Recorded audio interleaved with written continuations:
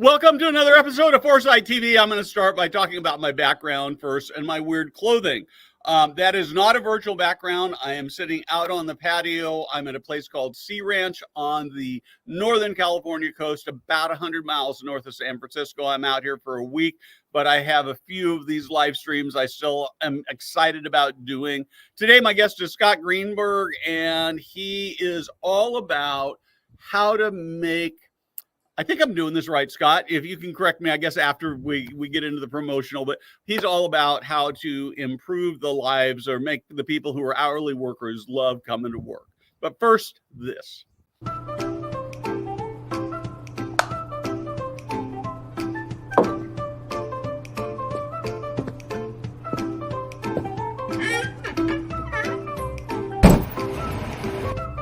Hey guys, Steve Moran here.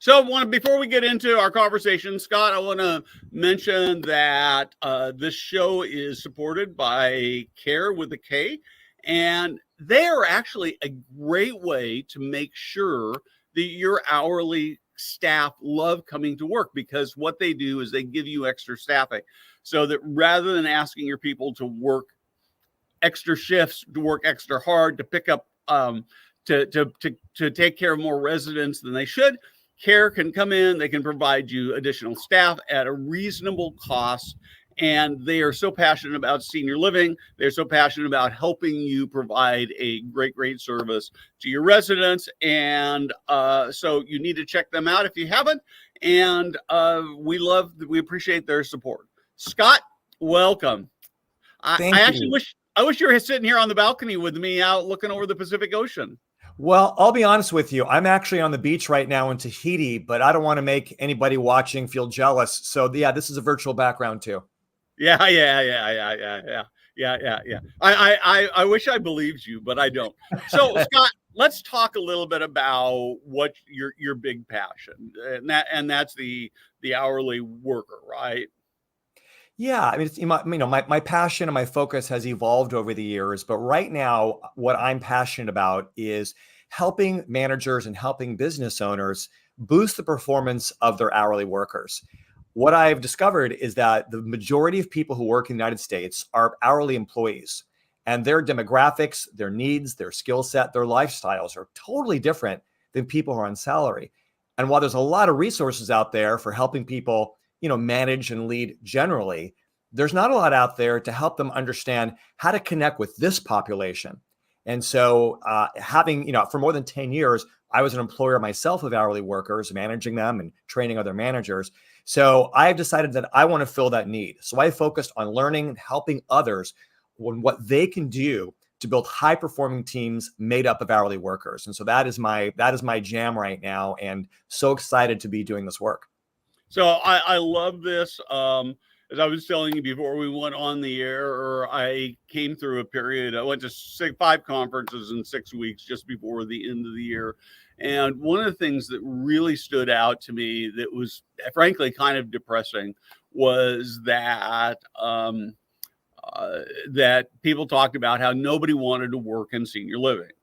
And as I got to thinking about this process, it made me realize that when we as leaders think about that kind of work, and they're talking principally about the hourly labor, it's really hard to hire effectively.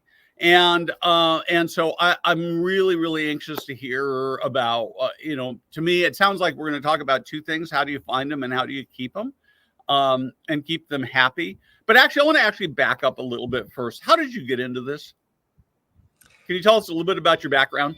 Sure. So I had been doing professional motivational speaking for 13 years before realizing I wanted to get more life experience so I could actually draw from what I'd done firsthand, not from listening to other speakers and reading books. And so I ended up becoming a franchise business owner with edible arrangements. And I thought when I opened those businesses that I would have an edge over other franchise owners because I was a motivational speaker and I had nuggets of wisdom like there's no I in team. Well, it turns out my employees didn't care how team is spelled. And all those cliches, all that nonsense, it just didn't translate to the real world. So I was still, on stage giving speeches, but now I had this retail business, and I really had to hit the reset button to learn about leadership and management. And I really struggled in the beginning because I had employees who would schedule interviews and wouldn't show up. They'd work for me and then they would ghost. Some would steal. Some would steal time. They have other people punch them in. All the same problems that everyone else had. I went through phases where I also couldn't find employees. And it really troubled me, not just as a business owner, but as a speaker who talked about leadership. I felt like I was a hack. So it wasn't just about saving the business. It was about saving my reputation. So I was very humble when I said, okay, I still have money coming in from the speaking to pay the bills. I'm going to use this retail business as a laboratory to figure out how can I recruit, retain, and really boost the performance of my hourly workers. And it took some time, but eventually we cracked the code and we had much better retention, much better performance. And by the time I sold the businesses, most of my employees had been with me for years, and they went from being my biggest headache to my biggest asset. So I started getting invitations to speak to other franchise systems, other types of companies about what they can do to not only build better businesses, but specifically to build better teams. And so that became, my focus. And I just had a book come out a month and a half ago that's all about managing hourly workers, how they're different from everyone else and what we can do to connect with them. So it's not that there's always going to be challenges. That's why we need managers. And especially in an industry like yours, it's always been tough to find people. The idea is to be able to out-recruit everyone else and get enough people to run your business. And that means becoming an employer of choice. Okay, so first off, let's talk about the book and the title, and then we'll get into the substance of it. Kind of a provocative title. How'd you come up with that? Well, I started off with a very bland title, and I mentioned it to people, and they'd go, okay, that's fine, but it really didn't impress them. And so I was at 35,000 feet on an airplane where I tend to have my worst and craziest ideas. And I just started thinking about, okay, what are the words that people use to describe what it's like with their employees? And so I came up with one phrase I hear a lot that I've said myself back in the days when I had them. Yep. And then I just changed one letter to turn it from what it was to shift show, because we're talking about people who are working shifts. So the book is called Stop the Shift Show, Turn Your Struggling Hourly Workers into a Top Performing Team. And I'm actually getting a pretty good response to the title. So I'm glad I went with it. Did you get any pushback from people saying, "Oh, you don't dare do that"? From my wife. Yeah. But she's not. But she hasn't managed employees. She's not the person I'm trying to sell the book to. My publisher immediately loved it, and a lot of people who bought my previous book and who I communicate with have given me a lot of good feedback. So it's definitely more memorable than anything else I'd come up with. Yeah, no, I really, really like it a lot. Okay, let's dig into it. How do we make it better for the hourly employee, as a manager, as a leader, as a business owner? Where do we start? So first, we have to appreciate the differences between those who work hourly and those who are on salary, because that distinction is huge. They're really two totally different populations. So salary workers have consistent hours and consistent income. That enables them to plan a life, to plan their purchasing. It allows them to, gives them access to more credit. There tends to be more opportunities on a career path with those kinds of jobs. They tend to be a bit more educated and therefore do better with abstraction. So things like mission statements and value statements are a bit more meaningful there. They tend to have a little bit more respect. They're not having to punch in, that kind of thing. There's a whole lot about that lifestyle that's different. Hourly workers tend to come in with fewer skills and their income isn't reliable. Their hours aren't consistent. Well, that's extra tough because they tend to be juggling multiple jobs. Perhaps they're going to school. Perhaps they have kids who are in school. So, they need that flexibility. And yet on any given week, they're not necessarily sure what their hours are going to be. And those hours might be reduced in tough times. And during good times, those hours might be changed. So they're constantly juggling their lives, and finding life balance is a lot more difficult. They tend to get paid less. And again, it's not predictable. They get fewer benefits, they get fewer respect, and there's not necessarily the same opportunities to grow within an organization. It's also true that it feels more transactional with their employers. The connection isn't as deep, so the loyalty isn't there as well. And it tends to be this a lot in a lot of work environments. And so it's tempting for them to want to job hop because there isn't as much attention paid to culture, that kind of thing. And that's before we even get into demographics. So it's a very different group of people, But in the writing of the book, I found a lot of hourly work environments that aren't necessarily paying better, but they figured out how to crack the code, how to build culture. What do these people need? And by meeting their needs, they're able to maintain their labor costs, but they're able to attract and retain and motivate. And so throughout the book, I profile all kinds of different environments, including someone who runs a senior in-home care business in the UK. And all these people have shared their secrets. What do they do to become better employers? And they tell me they love their hourly workers. So I love that. I as a starting place, loving on your people is wonderful. I think the other thing that we see in our industry a lot is that there are two things. One is that there's a huge differential in terms of educational level, typically between the leaders and the people they're managing, the hourly workers, and the other is ethnic and generation, just coming from very different ethnic backgrounds typically. So what do I do with all this? Okay. So, a great place to start is to look at the actual work of, in-home care services. Most of what I do is speak, and I've worked with a number of senior care companies that have brought me in to keynote their conferences. And so I've met them. I've met the people who employ the care workers, and I've talked to a lot of the care workers as well. And most will tell you that it's not just the physical care that you provide to the senior person. It's also the emotional care you provide to them and perhaps their adult children who are arranging it. That there is an emotional element to the work that is there. Most people would agree with that.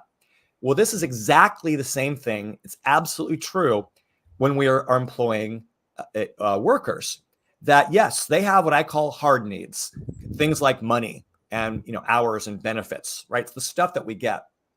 But just like those seniors and the adult children, employees also have what I call soft needs. There's hard skills and soft skills. There's also hard needs and soft needs. The soft needs for workers are the emotional needs, the psychological needs, the way they want to feel at work. All things being equal, people will go where they can make more money. So I say, don't let all things be equal. Create a work environment that feels great. People will pay more for, as a customer, they will pay more for an experience that feels better. Well, employees will stay longer. They'll accept less for a work experience that feels better. Not that we should pay less. I think we should pay fairly, but we also have to control our margins. I think we need to put more effort in meeting their soft needs, identifying emotionally, psychologically, what do they need? So you could look at, your workforce as a generation, but also for the individual people. And most employers don't do the best they can do when identifying the soft needs. And so I'll give you an example. I talked to one person who actually runs a whole senior in-home care company in the UK, who I interviewed him for my book. But he also owns one territory for himself. It's a franchise, but he owns one territory. So some of his best practice is that if he can get someone to come in for an interview, he arranges to reserve a parking space. So when they actually show up for the in-person interview, there's a parking space up front with a sign that says, welcome David. Then they get inside, there's an electronic sign that says, welcome David.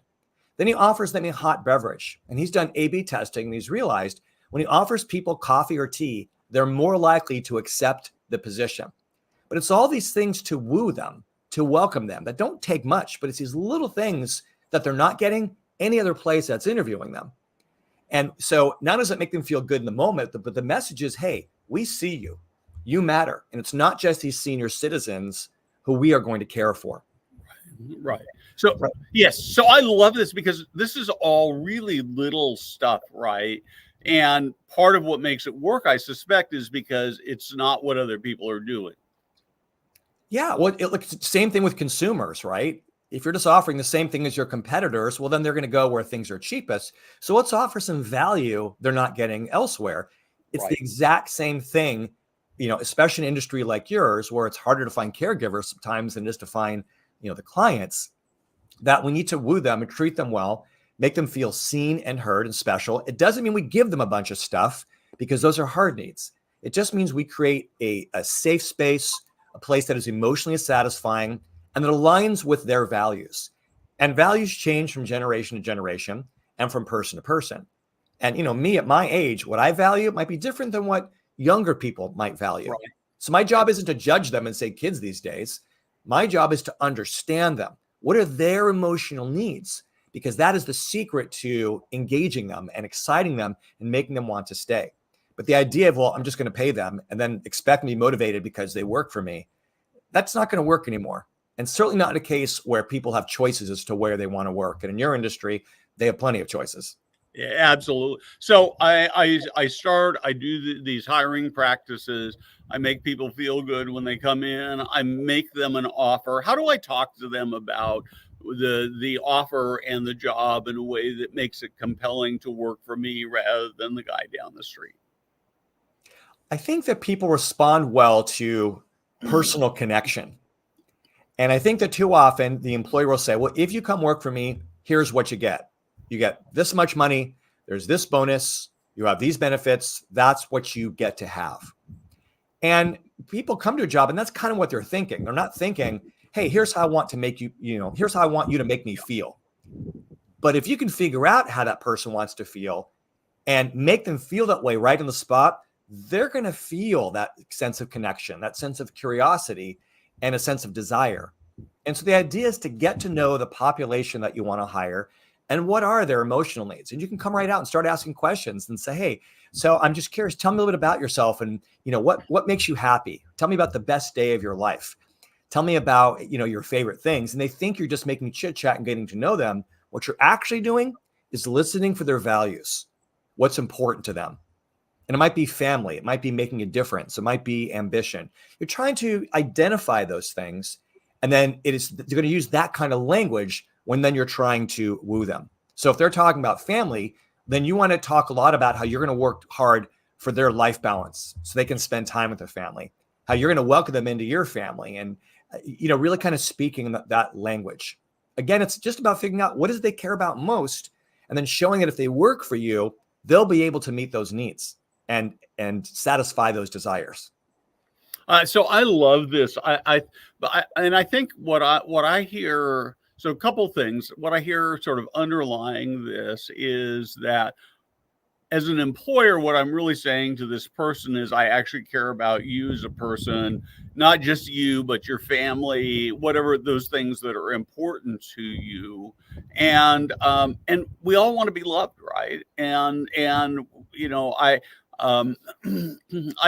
actually like, and you might disagree with me on this, but when people talk about the workplace as being family, it's certainly not the same as family. But I think the family model, when done right, actually makes a lot of sense. Although I guess you could say sometimes workplace is like a really a dysfunctional family, right? Right. So how does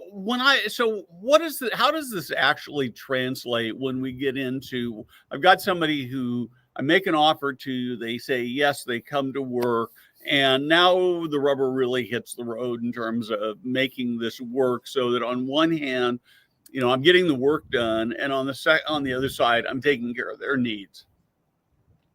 Right. So first of all, there's time that takes place between when they accept the job and when they actually report to work. And that window is critical because during that time, they might be getting other job offers. They might be having self-doubt. We tend to lose a lot of people before they even show up for work. So one of the employers who works in the hospitality industry that, makes a point of staying in touch with those people, even sending them a welcome note saying, we're so excited to have you as part of our family. Maybe it's a phone call, that sort of thing. You're continuing to woo them, knowing that even though they've said yes, which these days, as you know, means nothing, that you're continuing to build a relationship, continuing to tempt them, to let them know that they're important, you appreciate. So you're staying in touch. Then day one, when you're onboarding them, a lot of people think, all right, we're just going to, fill out the paperwork and give them the uniform and give them training. Yep. All right. That's not enough. I mean, that's important. But you're not just onboarding them into your company, you're onboarding them into your culture. Right. And you want to set the hook. You want to make them feel like, wow, this is going to be great. So instead of issuing a uniform, how about you take that polo shirt and you wrap it up with a nice ribbon and you put it in a gift bag along with some other treats. And then you present it as you're giving them swag where they feel it's special. Ooh, I love this. Right. And then maybe as you give it to them, it's not just you hand it to them while they're doing their paperwork. Maybe you have some other employees or team members who are there who are applauding, and make a little ceremony out of it, like somebody who's getting their stripes in the military or something like that. Really make a big deal. Say, you are now part of something. You're part of a Oh, culture. yes, And you matter. yes. And think about what the messaging is to those people who are part of it, that their job is to welcome other people, right? It really shows the value that's there. Okay. I talked to one employer. One thing that they do is that moment, they also have a little gift for this person to take back to their own family with a little note that says, thank you so much for sharing David with us. We're really going to welcome him to our family and treat them the way you want. And hey, if you ever want to come by and you need something, let us know. This is so good. And it's, I guess part of what I love about this is it's really pretty simple stuff, right? Yeah. And then how do you compare to paying someone $2 more per hour? Yeah.